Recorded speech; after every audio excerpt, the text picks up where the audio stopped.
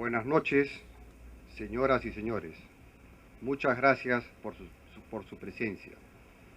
Quisiera agradecer en forma muy especial al Colegio de Ingenieros del Perú, la Universidad Nacional de Ingeniería y al CISMIT. Asimismo, al ingeniero Rafael Rey, ministro de Producción, doctor ingeniero Javier Piqué del Pozo, decano del Colegio de Ingenieros, doctor ingeniero Jorge Alba Hurtado, decano del Colegio de Ingenieros del Perú, capítulo de Ingeniería Civil, doctor ingeniero Carlos Zavala Toledo, investigador, director del CISMIT, ingeniero Julio Arango Ortiz, director de la empresa Gallegos Casabón y Arango Quesada, ingenieros civiles, ingeniero Julio Rivera Feijó, gerente general de Centec SAC y presidente y director de la constructora RF, ingeniero Antonio Blanco Blasco, director de la empresa Antonio Blanco Blasco, Ingenieros EIRL, y al ingeniero Francisco Aramayo Panizo. Antes de empezar quisiera agradecer a Aceros Peruanos por la confianza que ha tenido siempre con la Universidad de Ingeniería en que realicemos el control de calidad de sus productos. Voy a tratar de resumir en poco tiempo los estudios experimentales que se han realizado en el sistema constructivo Acerodec. La exposición va a tratar de tres partes básicamente: las investigaciones que hemos desarrollado anteriormente en CISMIT desde el inicio en este sistema, el comportamiento de la placa colaborante y los ensayos que hemos hecho el último año, ¿no? El año 2006. Las investigaciones empezaron el año 2000, ¿no? Cuando realizamos unas primeras pruebas que dio como producto la tesis del ingeniero César Málaga. En aquella oportunidad se ensayaron placas, ¿no?, colaborantes AD900, AD730, en el cual se usaron dos tipos de gauge, el gauge 21 y el gauge 22, ¿no?, con longitudes variables que fueron desde 1 metro hasta los 3.7 metros, ¿no?, variando espesores de 9 hasta 14 centímetros. Posteriormente, en el año 2004, en el verano del 2004, iniciamos una tesis del bachiller Gerti Maraví, en el cual se trabajó con placas AD900, en donde, luego de los resultados que obtuvimos con la tesis de César Málaga, ¿no?, en donde nos dimos cuenta la gran influencia de la muesca, ¿no? Eso es algo muy importante que todos los ingenieros que están en obra, en especial, deben de controlar, que el tamaño de las muescas sea similar, vamos a decir así, de los lotes de placa que les llegasen a la obra. Y eso es porque tiene una gran influencia en la resistencia. Debido a eso, empezamos una investigación específicamente de las muescas, ¿no? Eso lo realizamos en gauge 22, ¿no?, con longitudes de 3,70 y espesores de losa de 9, 12 y 14. ¿Sí? Bueno, todo esto lo hemos realizado en el laboratorio de estructuras del CISMIT, ¿no?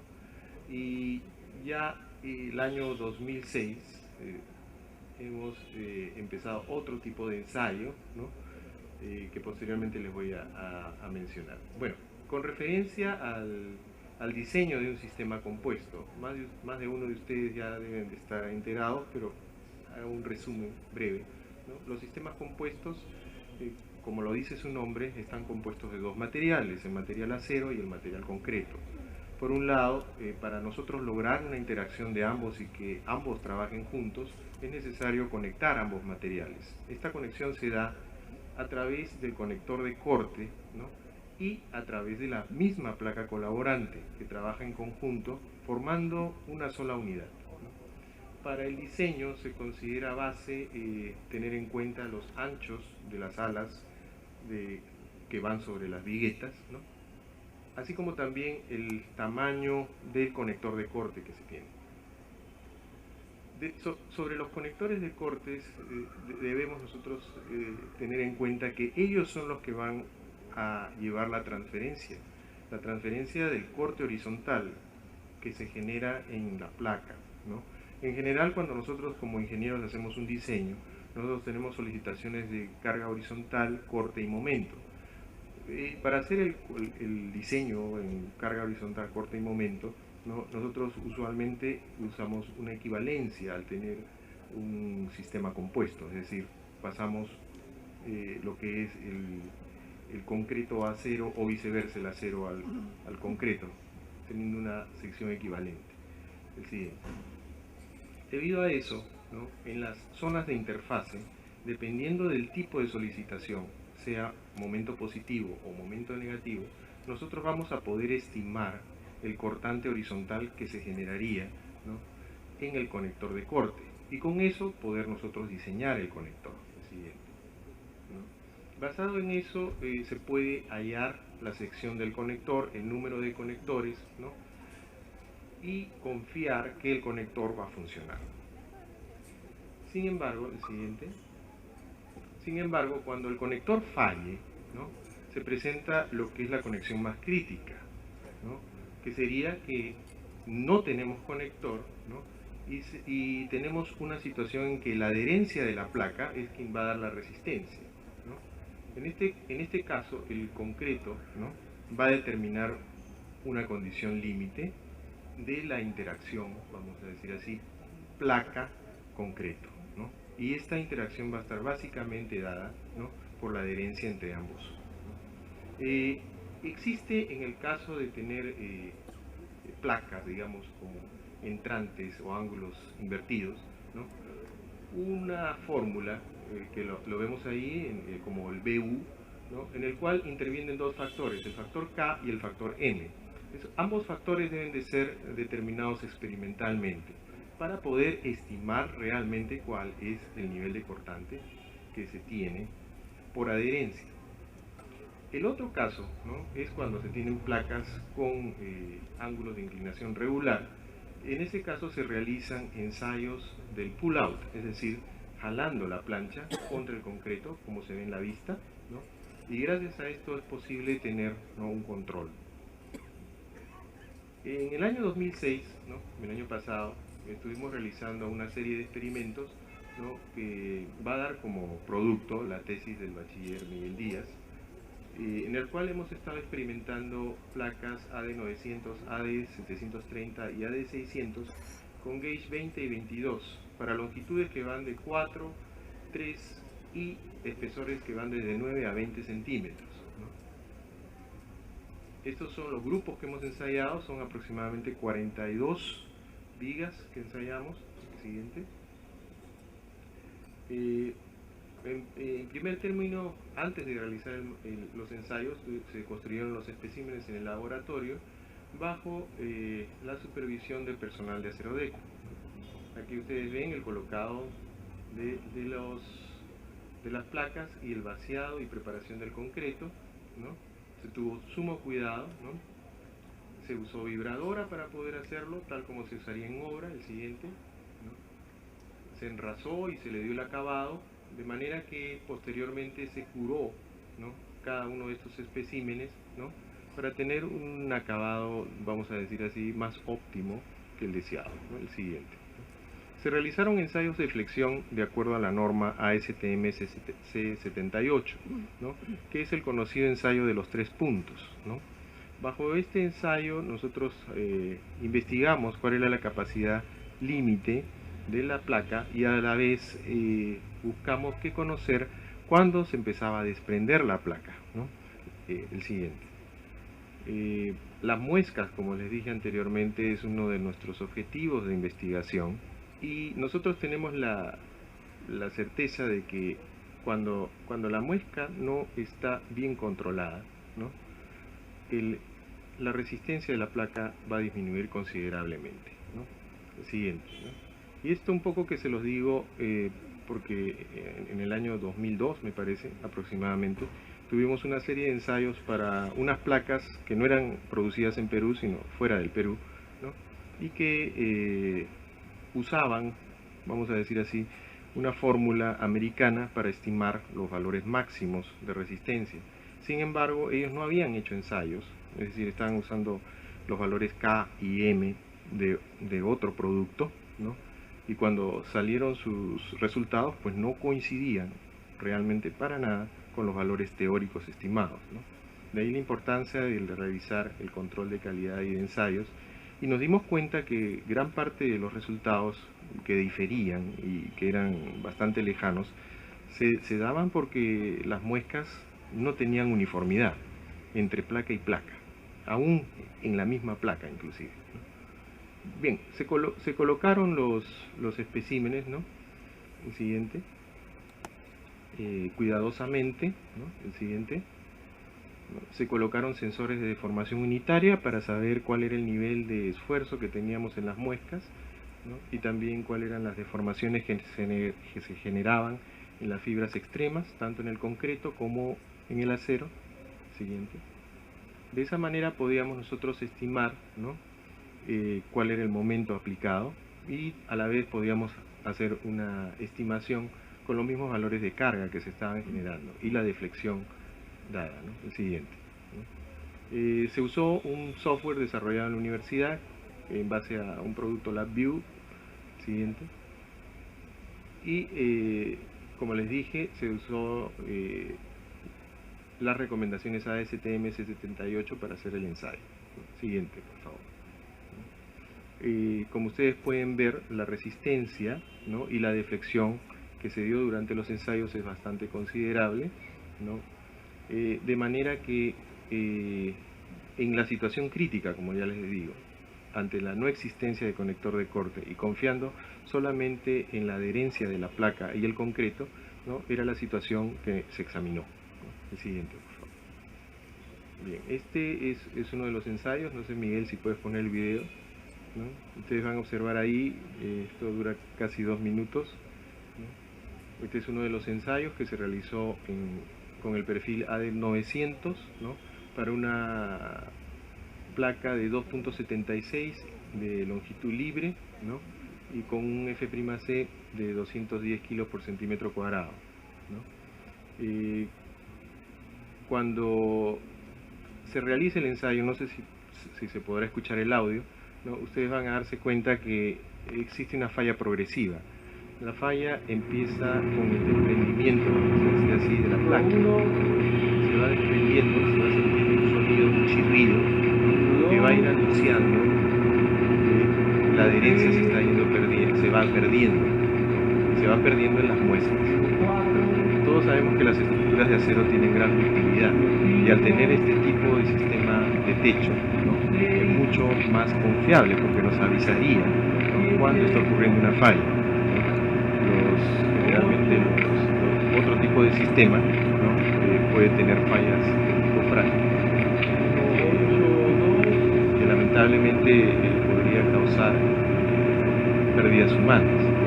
Sin embargo, en una condición extrema, ¿no? Como la que vamos a ver en unos momentos, ¿no? Ustedes van a sentir los chirridos cuando empieza a fallar la placa. Es el aviso que nos va a indicar que esta placa va a empezar a fallar. Ya por ahí vamos a empezar a sentir esos chirridos.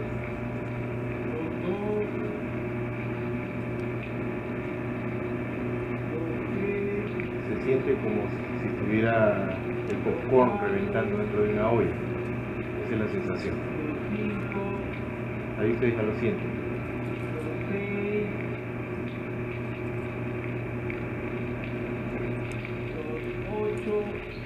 Ahí ocurre el desprendimiento. Esa es la deflexión que se está generando.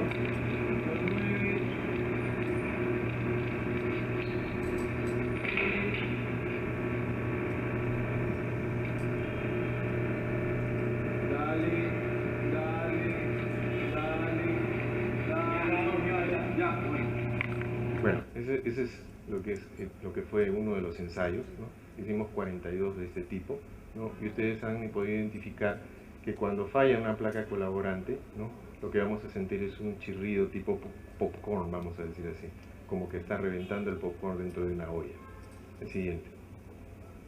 Bien, entonces ese desprendimiento, en esta curva podemos verlo nosotros que empieza, vamos a decir así, alrededor de los 2.800 kilos. Eso equivale a una sobrecarga de 1.486 kilos por metro cuadrado, ¿no? Y con 7 milímetros de deflexión vertical.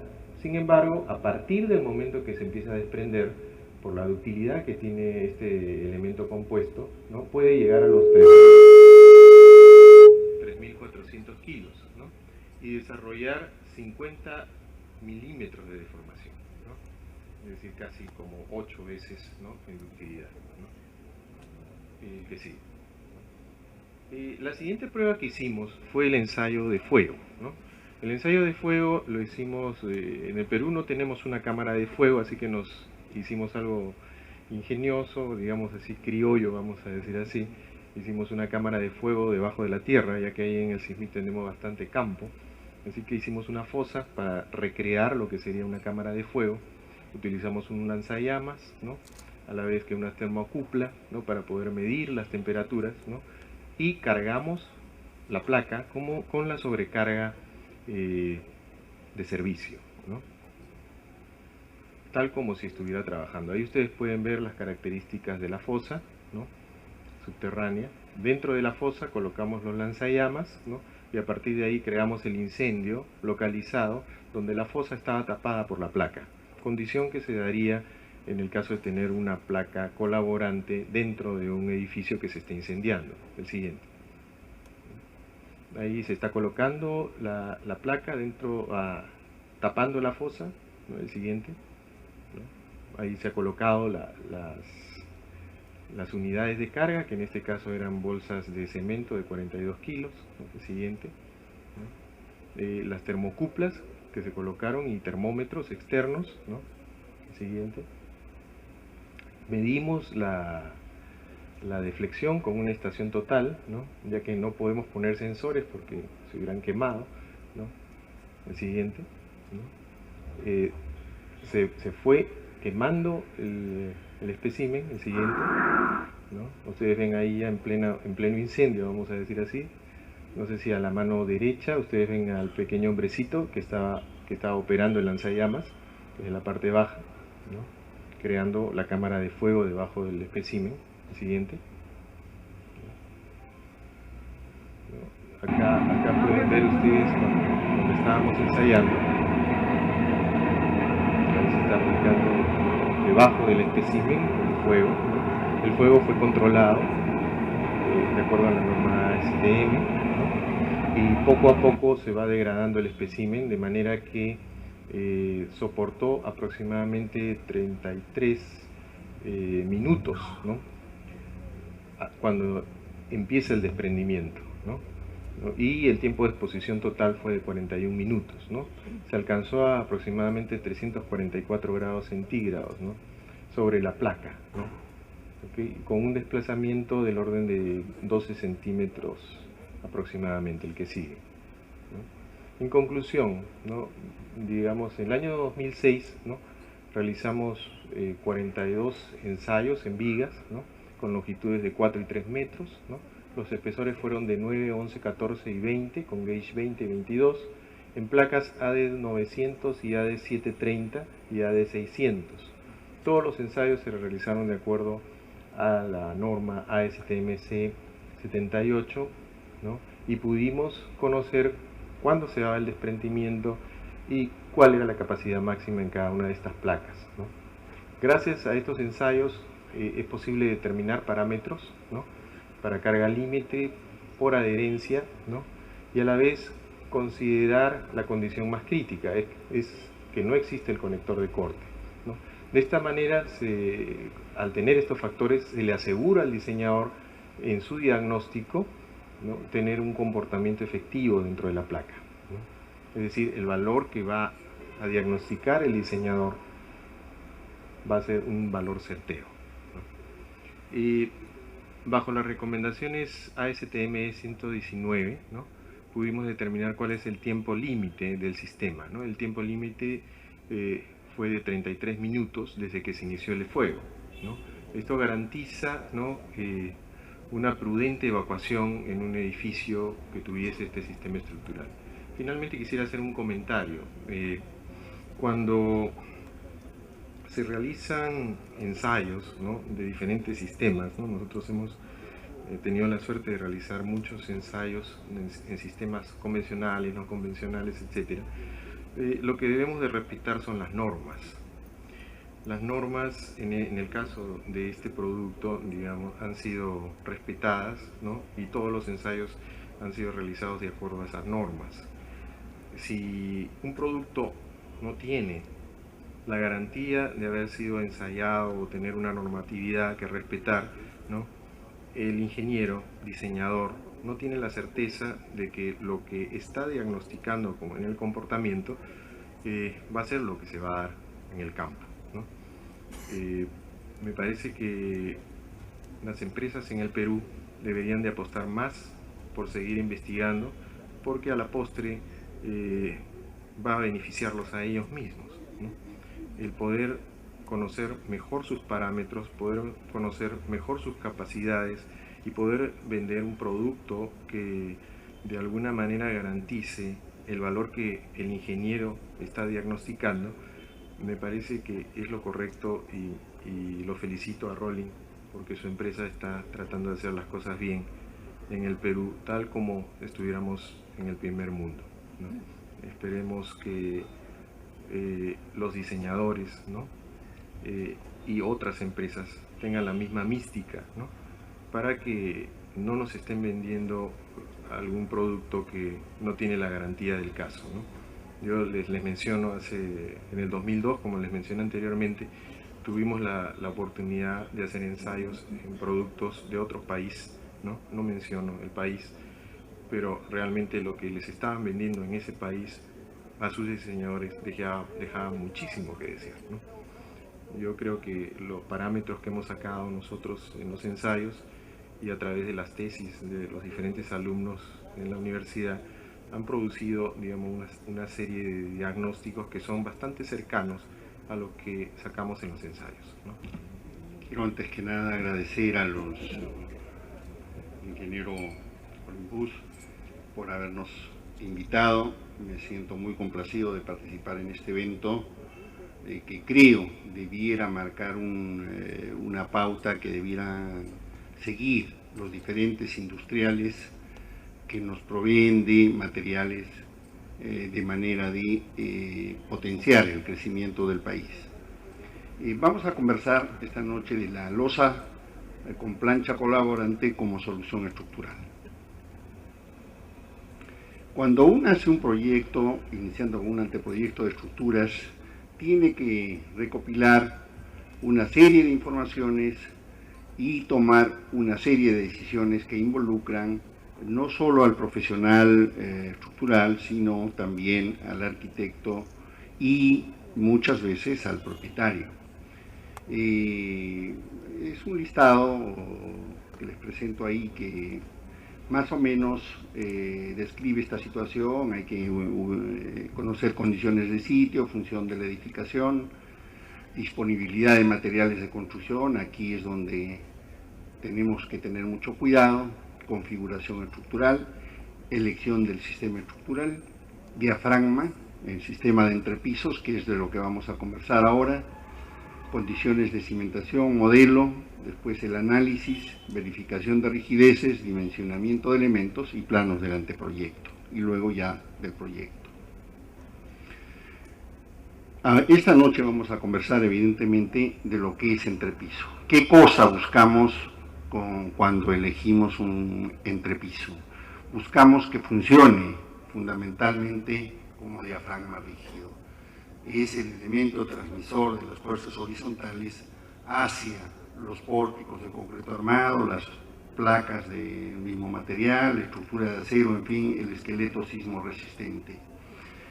Buscamos también que sea lo más liviana posible, de manera de que la masa sea menor, como consecuencia de ello el cortante basal sea el menor. Que se reduzca la influencia de los encofrados. Siempre el encofrado es realmente un problema. Si pudiéramos inventar alguna forma en que pudiéramos vertir el concreto y hacer una sola forma para todo el edificio sería ideal, pero esto no es posible, lo saben ustedes. Entonces la influencia de los encofrados es vital y hay que tenerla en cuenta, va casi en la tercera parte del costo total. También debemos buscar que sea fácil de construir, que contribuya a la limpieza de la obra y que sea evidentemente económico. En ese contexto, ¿qué alternativas tenemos? No son muchas. Pues ponemos losas macizas de concreto, losas aligeradas convencionales, losas aligeradas con viguetas prefabricadas, muy en boga, losas aligeradas con ladrillos, entre comillas, de poliestireno, losas nervadas y en los últimos tiempos la losa con plancha colaborante, que es lo que vamos a conversar ahora como solución. La losa con plancha colaborante cubre exitosamente todos estos requerimientos que he listado. Tiene suficiente espesor para actuar como un diafragma efectivo. Su peso propio es menor que todas las alternativas que he listado. Reduce considerablemente el uso de encofrados. Casi lo elimina.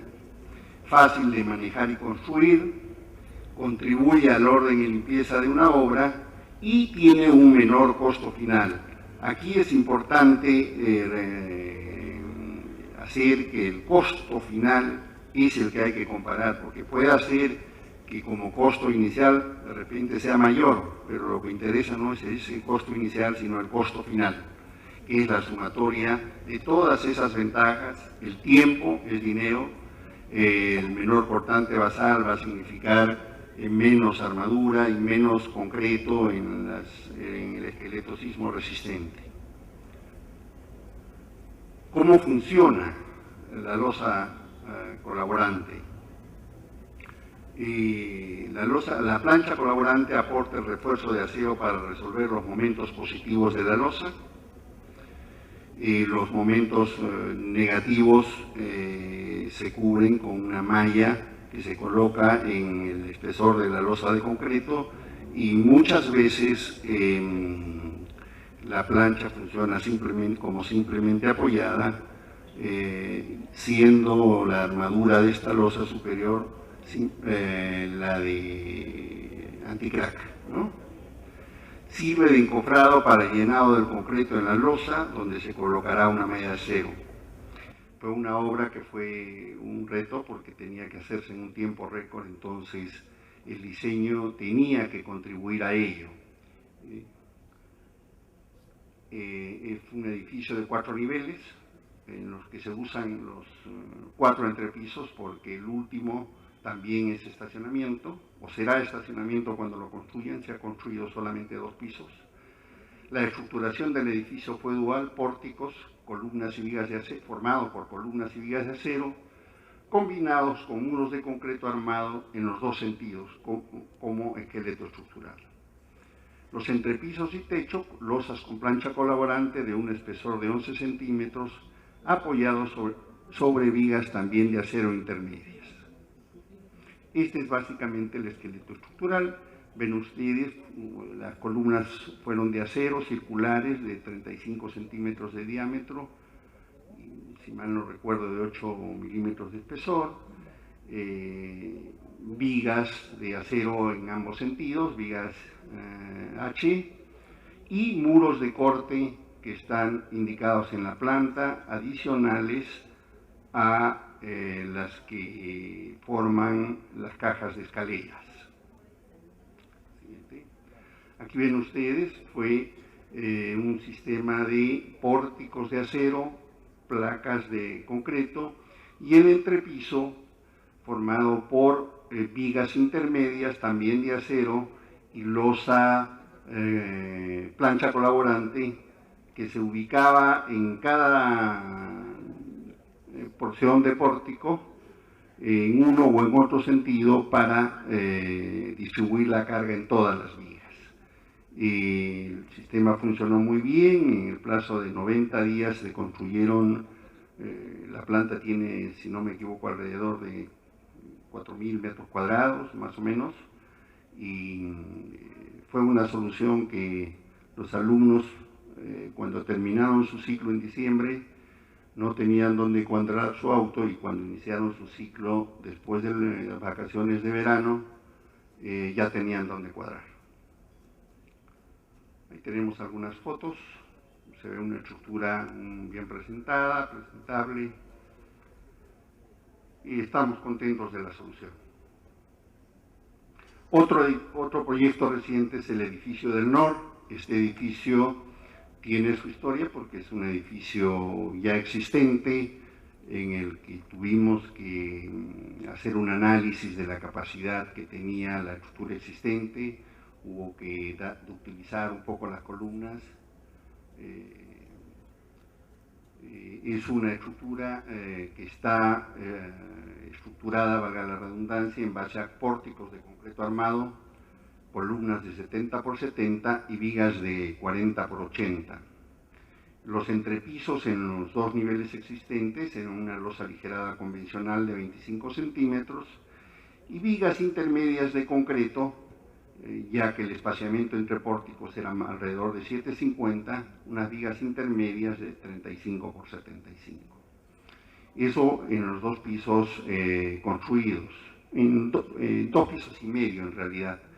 Nosotros completamos el tercero y hicimos un cuarto nivel, prolongando las columnas de concreto, y en el cuarto nivel se colocaron vigas de acero, o sea, fueron pórticos formados por columnas de concreto y vigas de acero, se pusieron vigas intermedias de acero y de entrepiso fue también losa colgante.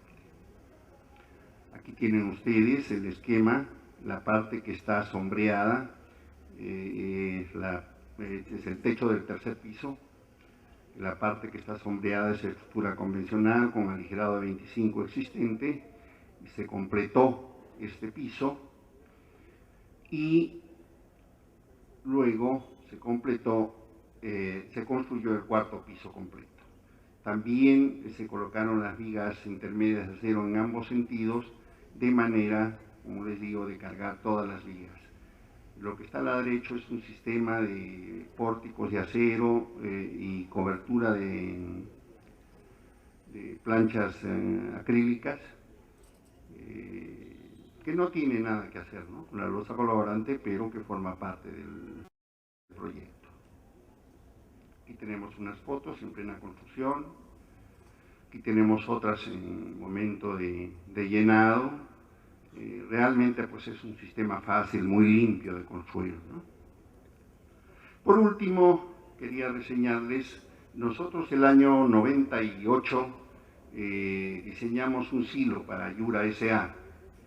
Este silo tiene una altura de 40 metros, 20 metros de diámetro exterior y tiene un doble fuste, lo que generaba una doble cámara con su tolva de descarga.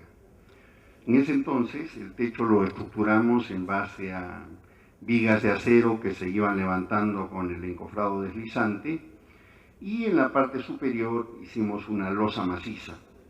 Evidentemente esta losa maciza no se iba a encofrar desde el suelo, estábamos a 40 metros de altura. Se pensó en apoyar en las vigas de acero, pero de todas maneras trabajar esto a 40 metros de altura no es broma. Más aún este silo es en Juliaca, en la planta que tiene Yura en Cesur. No es fácil estar a esa altura y trepado 40 metros arriba. Entonces el encofrado, si bien se podía realizar, era una operación que tenía sus complejidades. En cambio, vino el bache económico del país, del cual gracias a Dios estamos saliendo, y recién se está construyendo. El año 92 solo se hizo la cimentación y se quedó ahí. La industria ahora está caminando mejor, lo están construyendo, entonces hemos tenido la oportunidad de cambiar la solución del techo del silo usando losa colgante, lo cual ha simplificado o simplificará, porque recién está en proceso constructivo, enormemente la solución. Tenemos muchas más obras, pero no quiero ser más extenso y no cansarlos. Muchas gracias. Cuando tratamos de ver la eficiencia estructural que está muy asociada a los costos, observamos que no necesariamente las mejores y las formas más óptimas son las que se utilizan en edificaciones comunes. Por ejemplo, la estructura laminar es de las más eficientes, pero bastante difícil de aplicarla en edificaciones convencionales. Para grandes coberturas sí puede ser utilizado. Le sigue como eficiencia la cuerda, o después el arco, y la más ineficiente de todas es la losa plana o la viga plana. Son los sistemas estructurales más ineficientes, pero con los que tenemos que lidiar, convivir y trabajar porque los habitamos, y al al caminar encima, necesitamos una superficie plana. La siguiente. Las losas, lo que debemos buscar nosotros es la mayor resistencia posible y el menor peso posible. Son dos cosas que nos van a ayudar a lograr la mejor solución. Por muchísimos años hemos tenido el paradigma de que el concreto es la mejor solución y la única solución. Yo diría que el concreto es muy buena solución. No existe la solución ideal para todo. Existen varias soluciones y lo importante es ver en qué aplicamos cada una de ellas. Y el concreto tiene su espacio, pero no es todo. La siguiente.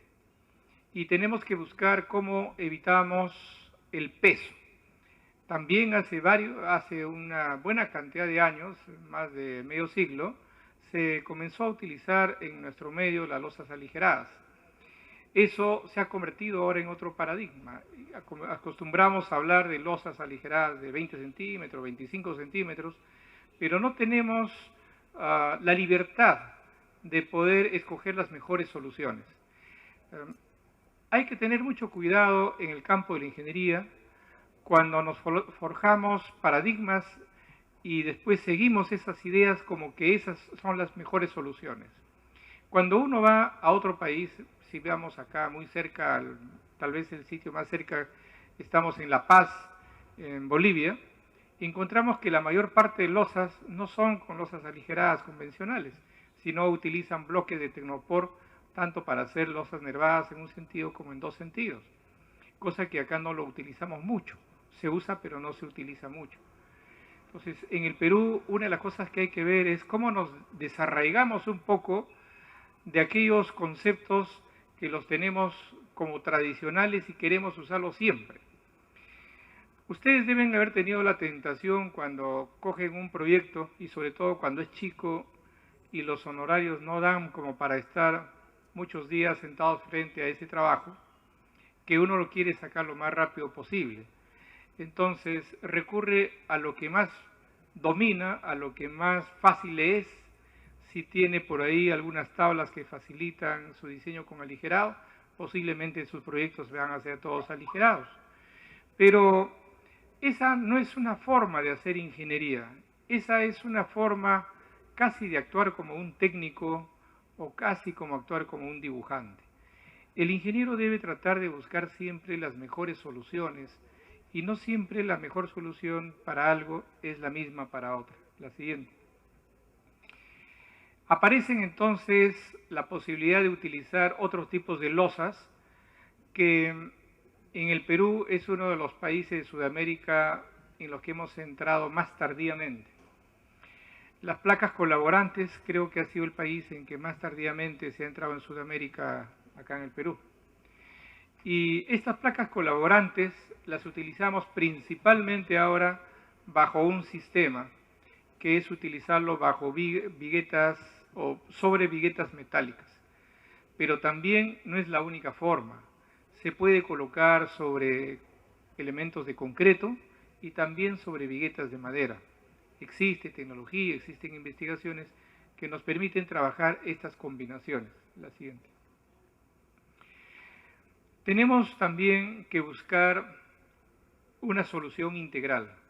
La solución integral en un país sísmico solamente podemos solucionarlo con diagonales de arriostres cuando la construcción es muy liviana, tipo naves industriales, como lo que aparece ahí, la siguiente. Pero si la construcción es un poco más pesada, lo que tenemos que buscar son diafragmas rígidos que lleven la fuerza hacia los muros laterales, hacia los elementos resistentes. En bajo esta necesidad de llevar las fuerzas hacia los laterales, es importante contar con diafragmas, y estos diafragmas tienen que diseñarse. Nosotros hemos estado desarrollando varios proyectos y en algunos casos, después les voy a mencionar algunos, hemos desarrollado algunos edificios de 100 metros por 100 metros sin juntas. Entonces, el diafragma, cuando las fuerzas son solamente lateral, ya hay que diseñarlo. Y ya no se trata de entrar a una tabla que nos puede dar un proveedor como lo que ustedes tienen ahora en el file que les han dado para diseño de placas colaborantes y escoger el menor espesor, sino que hay que ver el espesor, el mínimo espesor, pero que cumpla las funciones de diafragma. No se trata de usar el mayor espesor tampoco, porque eso hace que la construcción sea muy pesada. Entonces hay que buscar la mejor solución y por eso es que estos productos vienen con una gama muy grande de aplicación, tanto en las mismas dimensiones de las placas colaborantes como en los espesores de losas que se pueden colocar encima. La siguiente.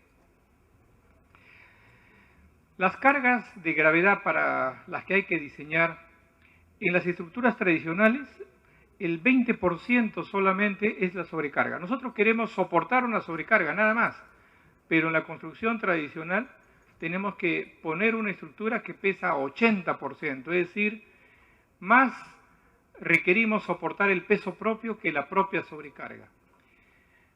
La tendencia moderna es a que todo se alivie. Las personas están más esbeltas, los gorditos van al gimnasio más seguido y también en las estructuras tratamos de hacer lo más liviano posible. Y hay que tratar de revertir esto. Por eso es que actualmente estamos haciendo edificaciones que tienen sobrecargas de 500 kilos o 1000 kilos, en que la estructura solamente pesa 250 kilos sin acabados. Entonces, esto se puede revertir, pero para revertirlo requerimos el producto adecuado y uno de esos productos es la placa colaborante. Siguiente. Hay también el caso de estructuras, algunas bastante complicadas o que requiere que se cumpla con una serie de condicionantes, pero una de las cosas que siempre vamos a tener acá en el Perú es que cualquier forma de estructura que se nos ocurra, se le ocurra a los arquitectos, al final lo que tenemos que buscar es el menor peso posible. La siguiente. Cuando queremos hacer innovación en la ingeniería, muchas veces se trata de buscar el mayor ahorro o la mayor economía en el manejo de la construcción y se le da más énfasis solamente a eso. Y uno lo reconoce, esta miopía de los propietarios, uno se da cuenta cuando pesetean a los proyectistas tratando de que se ajusten a un precio por metro cuadrado lo más bajo posible, donde las zancadillas están a flor del día y al final por ahí no está ni la economía para el propietario ni tampoco la mayor posibilidad de ahorro o de beneficio que puede existir. La mayor posibilidad de beneficio para un propietario está cuando la creatividad y la innovación arrancan lo más pronto posible, desde un preproyecto o incluso desde un pre-anteproyecto. Esas primeras ideas, la forma como se estructura, los materiales a escoger, la forma como se van a colocar los recursos de construcción, en esa primera etapa, ahí radica el mayor beneficio que debería hacerse en las cosas. Y una de las cosas que está en esa parte es un buen desarrollo de proyecto estructural, al que hay que dedicarle el tiempo necesario para escoger las mejores soluciones. ¿Por qué buscar nuevas soluciones? Voy a hacer un paralelo con lo que significa la vida. En la vida existe una etapa de juventud, que después viene la madurez de las personas y finalmente llega la ancianidad y la muerte. La siguiente. En la ingeniería es igual. Una idea se desarrolla muy bien, de manera muy interesante, Y después, cuando eso se convierte en un paradigma que no lo cambia nadie, como el caso de la losa aligerada o la losa maciza, simplemente está vegetando. Van a salir del mercado o van a morir cuando vengan productos o situaciones innovadoras. Igualmente en las personas existe eso. Si uno quiere tratar de mantenerse algo más joven, una forma es teñirse el pelo y la otra forma es estar reinventándose siempre para tratar de buscar cosas nuevas. En la ingeniería creo que esa es una de las formas. La siguiente. En la información que ustedes tienen van a encontrar de proveedores diversas tablas que les permiten escoger la separación de las viguetas en función a sobrecargas y en función también a las características de las planchas. Pero no todo esto es resistencia estructural. Ese es algo que nosotros, yo lo noto de manera muy continua en nuestra oficina y lo veo conversando con otras personas, se le atribuye muchísima importancia a la parte de resistencia estructural. Y eso es cierto. Es bueno la resistencia estructural, por ahí eso no es negociable, eso tiene que haber. Pero además también se tiene que ver otras cosas. La siguiente. Ustedes tendrán que optimizar sus perfiles de soporte para que todo el conjunto represente una buena solución. No podrá haber una buena solución de placas colaborantes si el proyectista no ha afinado el lápiz en toda la estructura de soporte, porque haría que la construcción sea cara. La siguiente. También hay que ver los conectores de corte, hay que ver la separación que tiene que tener esto cuando uno coloca las placas colaborantes en la unión con las vigas, y también tiene que verse, la siguiente, con las deformaciones. Hay otro tipo de cosas que van apareciendo a medida que estamos entrando a productos así más livianos. A nosotros nos ha ocurrido que las primeras estructuras grandes que hemos hecho, con luces muy grandes y estructuras muy livianas, hemos tenido una sensación de vibración en la estructura por el uso mismo que tiene la estructura o incluso por el viento o por el sismo, también los temblores. Entonces, a raíz de eso hemos tenido que documentarnos y ahora introducir en estructuras muy livianas el criterio de diseño teniendo en cuenta también la vibración. Existen formas de diseñar para atenuar algo la vibración, pero sobre todo para darle la rigidez requerida para que la vibración no sea molesta de acuerdo al uso que va a tener. Entonces, en estos productos, cuanto más livianos son, la ingeniería tiene que abrirse un poco más de campo y entrar a este otro tema que es algo de las vibraciones, que felizmente no son teorías muy complicadas y que las podemos manejar dentro del trabajo mismo del proyecto estructural. Siguiente. El espesor de la plancha no tiene necesariamente que ser lo más delgado y lo más económico posible para un costo inicial. Algunas experiencias. Vamos a la siguiente.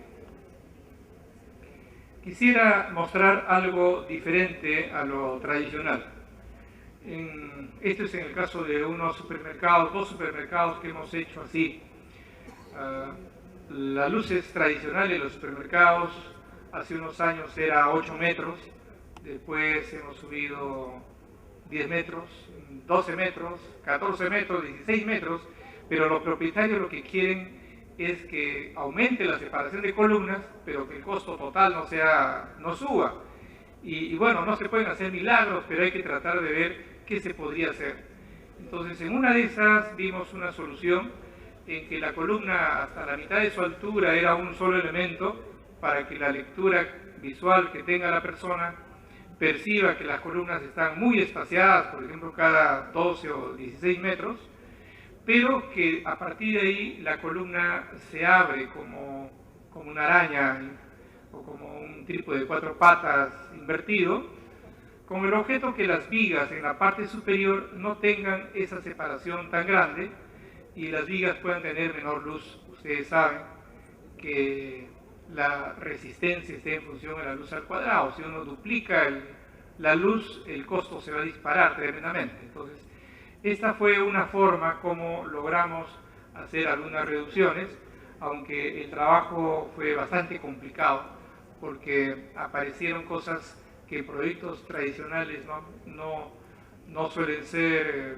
muy importantes, pero cuando se tiene este tipo de estructuras es muy importante el proceso constructivo, porque a medida que se va vaciando el concreto puede crear cargas tipo damero que desequilibran al conjunto y puede ser esto un poco peligroso.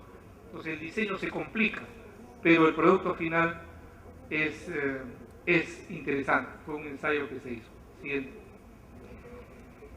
Las estructuras metálicas son muy veloces de trabajar y en algunos casos, ahora último, estamos combinando esto que ustedes ven ahí con soluciones mixtas de vigas, una parte concreto y una parte metálica. La razón es que el acero disparó en costos en los últimos 2 años y parecía que esto iba a ser un efecto con rebote, pero se ha quedado así y la tendencia no se sabe.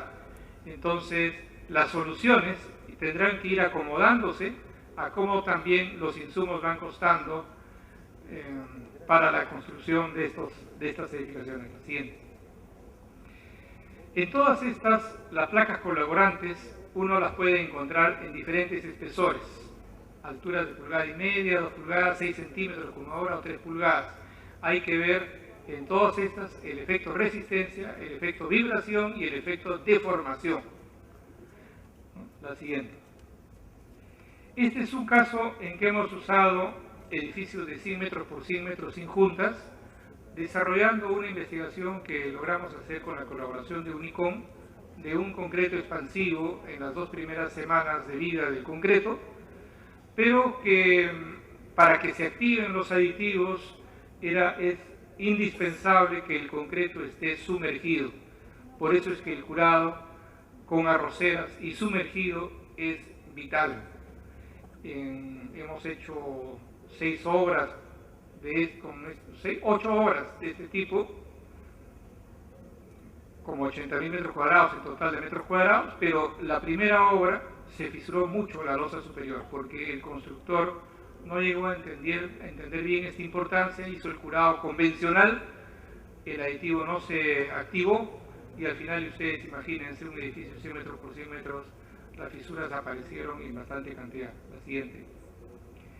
Estos aspectos de interiores con losas colaborantes, antes se forraban, o algunas personas lo forraban, hoy ya lo lucen, no tiene ningún aspecto negativo, y se está utilizando así expuesto en varias de las obras que hemos diseñado. La siguiente. La siguiente. Es importante también tener presente que no se trata de pernos de conexión, la siguiente, sino conectores de corte. El conector de corte no tiene rosca. El conector de corte es un elemento como el que ustedes ven ahí y que se puede colocar soldando. Su colocación es bastante fácil.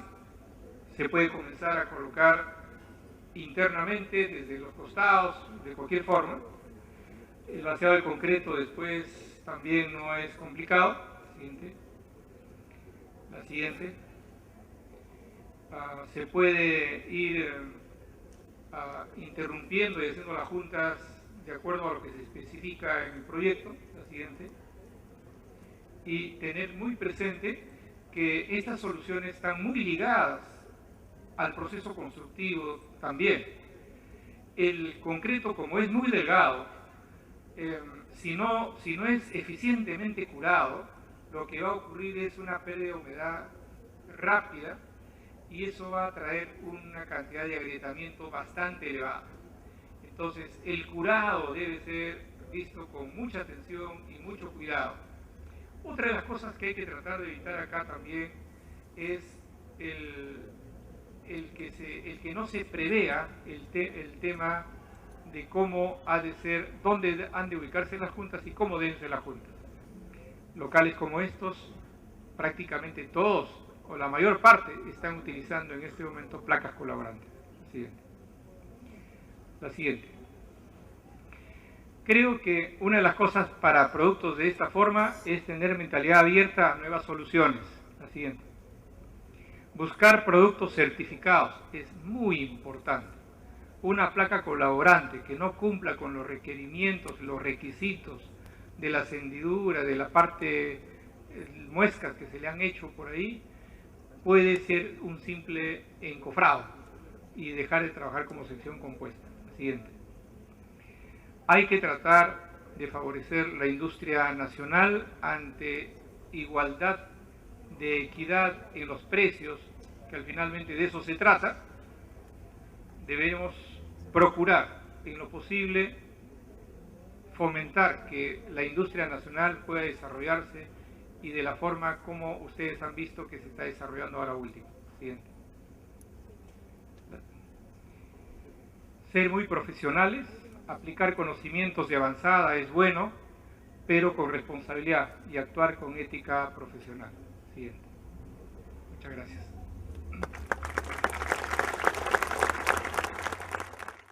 Continuando con el programa, invitamos al ingeniero Antonio Blanco Blasco, que nos tocará el tema la placa colaborante como sistema compuesto. Los sistemas de viguetas de acero con plancha de acero denominados colaborantes se usan generalmente en techos altos, donde el costo de los encofrados es importante. Se han usado y se siguen usando en centros comerciales, en edificios de oficinas, en industrias y en algunas edificaciones en particular. Cuando uno analiza, como dijo el ingeniero Rivera, el ingeniero Arango, distintas opciones de techado, trata de buscar que haya menos peso, que haya diafragma rígido, y evidentemente en cualquiera de estas soluciones el encofrado tiene un costo importante. Muchas veces se dice que una estructura de concreto armado más o menos está dividida en tercios, lo que es concreto, lo que es fierro y lo que es encofrado. Entonces, si comenzamos a hacer centros comerciales donde los techos están a 8 metros de altura o a 9 metros de altura en algunos casos, o si queremos hacer almacenes techados de tal manera que en el segundo piso haya un nuevo piso con carga y estos a veces llegan a estar a 6 o 7 metros de altura, es evidente, o un estudio de televisión, por ejemplo, hace poco en la Universidad Católica se ha hecho un estudio de televisión y el techo estaba a 9 metros 50 de altura. Entonces, creo que un primer punto de partida donde uno definitivamente trata de ir hacia este sistema es cuando tenemos techos que por su altura requerirían un costo muy significativo y un tiempo muy importante para la ejecución del mismo por el encofrado. Siguiente. Generalmente se piensa en este sistema como que si todo fuera metálico, y entonces uno asocia la plancha colaborante con las viguetas metálicas, con las vigas metálicas y con las columnas metálicas. Y eso es cierto, pero no en su totalidad, porque exactamente igual, como ya lo hemos visto de las anteriores exposiciones, podemos tener plancha colaborante sobre vigueta metálica, pero estas viguetas metálicas apoyadas sobre vigas de concreto y esas vigas de concreto apoyadas sobre columnas de concreto. Entonces no hay que pensar en que esto es sinónimo de que toda la estructura es metálica, sino muy por el contrario, diríamos que hoy, actualmente hoy en 2007, la mayoría de los proyectos de centros comerciales se están haciendo con columnas de concreto, vigas de concreto y sin embargo viguetas metálicas y losa con plancha colaborante. La siguiente. En 1999 en nuestra oficina se hizo el primer proyecto usando este sistema. En ese momento no existía Acelodec y aparecieron algunas compañías extranjeras.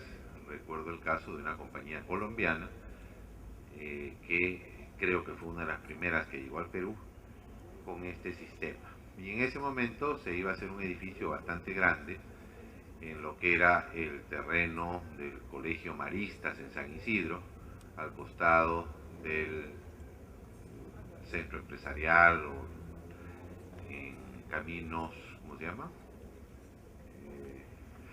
Camino Real. Este edificio iba a ser, el Colegio Marista desapareció, ¿no? Se demolió y se iban a hacer 4 grandes torres con 5 sótanos y 25, 23 pisos. Se iba a llamar Plaza 1, Plaza 2, Plaza 3 y Plaza 4. Y entonces había llegado esta plancha como algo nuevo y se analizó en ese momento, 1998-1999, si esto podía representar una solución interesante.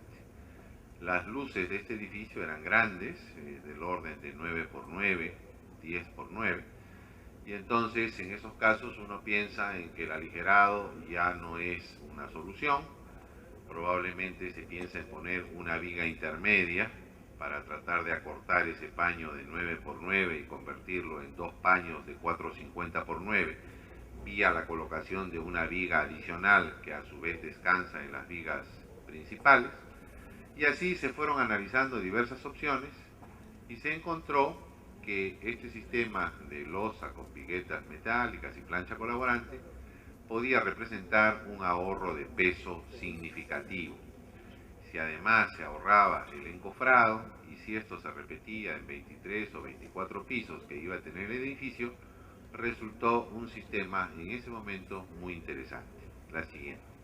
Tuvimos que aprender porque no conocíamos, sabíamos que hay estos sistemas, que en Estados Unidos hace mucho tiempo, que en muchos otros países es muy común, pero recordemos que en el Perú estábamos muy acostumbrados exclusivamente a las estructuras de concreto armado. Esta es la planta de ese edificio que se comenzó a construir, están hechos los 5 sótanos, actualmente está la excavación realizada desde hace 9 años, pero el edificio no se ha construido por otras razones. En ese momento vino la crisis china, la rusa, la de Fujimori y todo lo demás, y se paralizó todo, como todos hemos sufrido la crisis del 99, del 2000, del 2001. En este momento hay la posibilidad de que este edificio, que es uno de 4, sí se haga realidad. Ven ustedes la planta estructural, es un edificio típico de oficinas, digamos, importantes. Tiene un núcleo central formado por los ascensores, las escaleras, constituidos en esencia por muros de corte o placas de concreto armado, y tiene en el perímetro unas columnas robustas, formando más o menos paños de 9x9. Por ahí hay algunas escaleras, y producto de las escaleras y de estos huecos, se genera otra viga, como la que ustedes ven en la parte superior. Todo lo blanco entonces son las vigas de concreto y lo rojo o morado las columnas y placas de concreto armado. Ahí ven en verde la colocación de las viguetas de acero, más o menos espaciadas el orden de 2 metros, creo que es una longitud muy adecuada para la colocación de la plancha y el espesor de la losa. Y este fue el primer proyecto que nosotros hicimos. Se lee un poco, se aprende y no hay mucho misterio. Es relativamente muy simple porque la vigueta de acero es una vigueta perfectamente calculable como cualquier elemento. La losa en sí es una losa que tiene 2 metros de luz y que además tiene el soporte de la plancha de acero, y por consiguiente no hay nada complicado. Este producto entonces se comenzó a usar, yo diría, en 1998, 1999. Tuvimos una crisis en la construcción y luego comenzó la mejoría del Perú y lógicamente llegaron inversiones, llegaron los centros comerciales, los hipermercados, que hoy día han entrado pues a ser una parte importante de la construcción, porque hay 3 o 4 tiendas importantes que tienen un programa de expansión bastante significativo. Todos estos hipermercados, como dijo el ingeniero Rivera, tienden a ir a luces muy grandes y ellos buscan que no haya ninguna placa de concreto, que no haya nada que obstaculice, que la tienda se vea totalmente libre, y si fuera posible que las columnas estén puestas pues cada 20 metros, seguramente sería mejor para ellos. Espacios entonces con luces grandes y alturas importantes hacen pensar que este sistema nuevamente es interesante, atractivo, y de hecho así ha sucedido. Si ustedes ven los Plaza Vea, que creo que la mayoría los ha proyectado el ingeniero Rivera, ha usado este sistema. Si ustedes ven los Totus o los Odimac, donde la mayoría los hemos proyectado nosotros, están con un acero D. Si ustedes ven los WOM o los Metros, que seguramente ha proyectado Julio y otros proyectistas, la mayoría ha ido a este sistema, ¿no? Entonces quiere decir que no es que una tienda lo escogió, sino que creo que todos lo han escogido porque definitivamente le soluciona un problema de tiempo y un problema de una obra limpia y ordenada. Para no hablar solamente de centros comerciales, si es que no se ha ido por acá todavía el ingeniero Figueroa, que lo he visto, vamos a hablar de su colegio, ¿no? ¿Ah? El colegio que mostró al comienzo el ingeniero Bus es el colegio Altair, en La Molina, y él mostró una cancha de fútbol y por abajo un gimnasio. Lo cierto es que en este colegio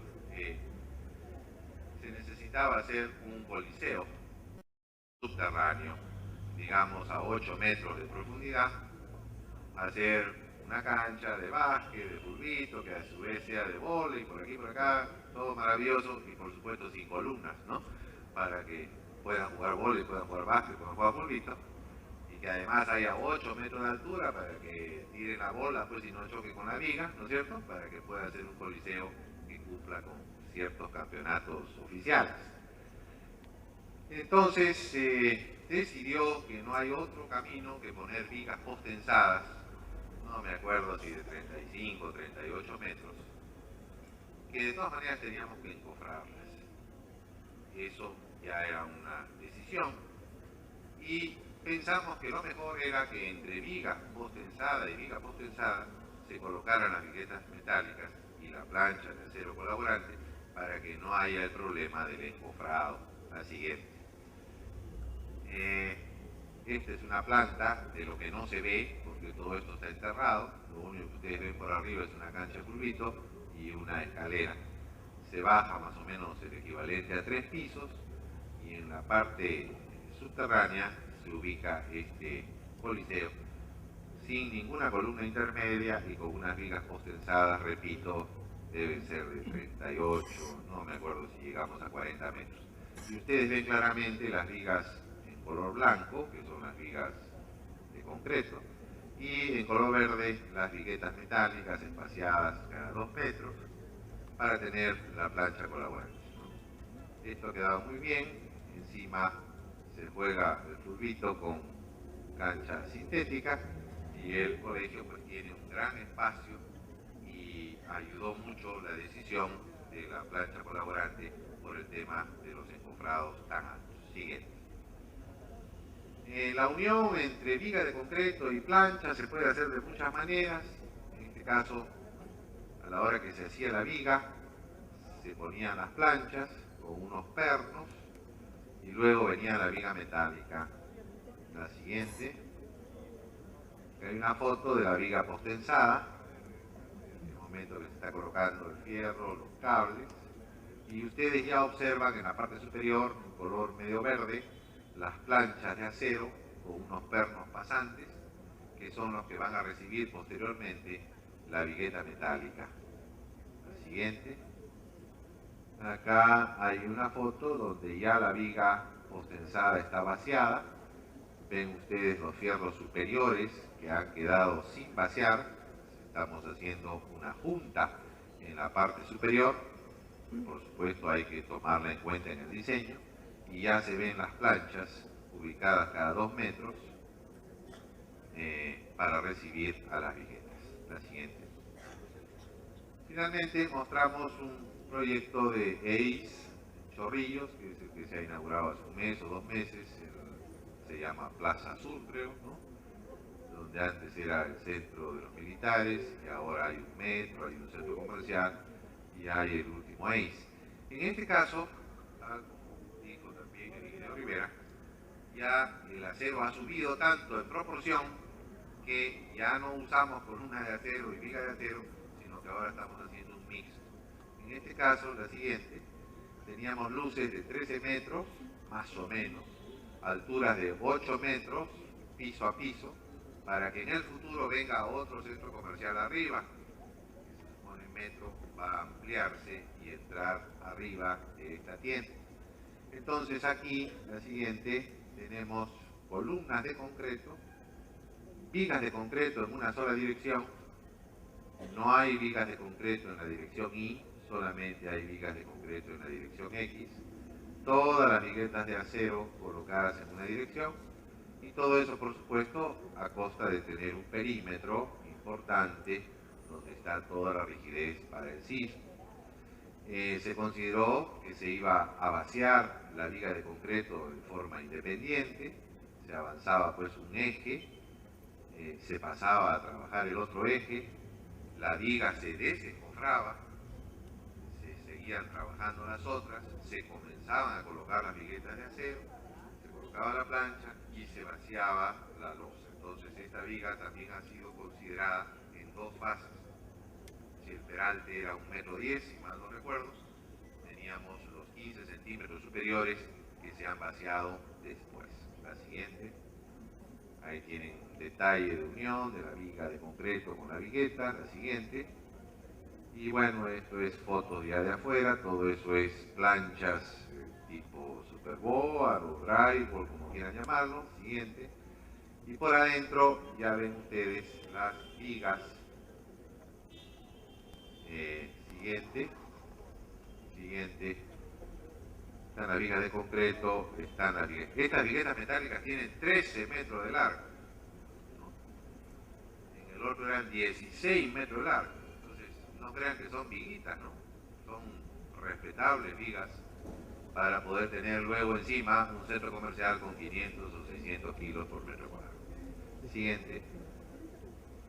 Siguiente, creo que ahí terminamos. Hay también el perímetro de concreto, entonces hay que unir viguetas metálicas con vigas de concreto, con placas de concreto ubicadas en el perímetro. Siguiente, terminamos. Muchas gracias.